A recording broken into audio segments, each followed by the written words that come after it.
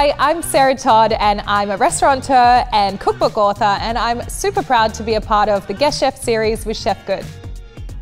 I have created a braised lamb served with spinach and cumin rice. I've fallen in love with Indian cuisine. I've opened a restaurant there, but my son's heritage is also from the north of India. So these dishes are inspired by that region.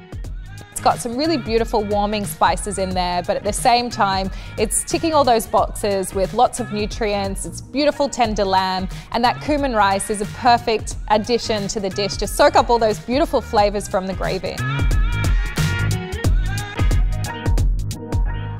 The aroma of this dish is just incredible. You can see that beautiful, vibrant red, and all these spices are mingling together. It smells incredible.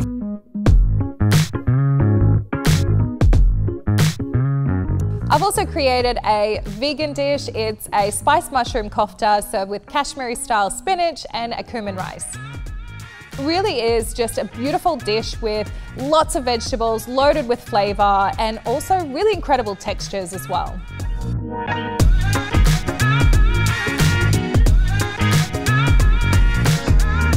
It's really delicious. It's got the beautiful warming spices, but at the same time, light and lots going on, really flavoursome.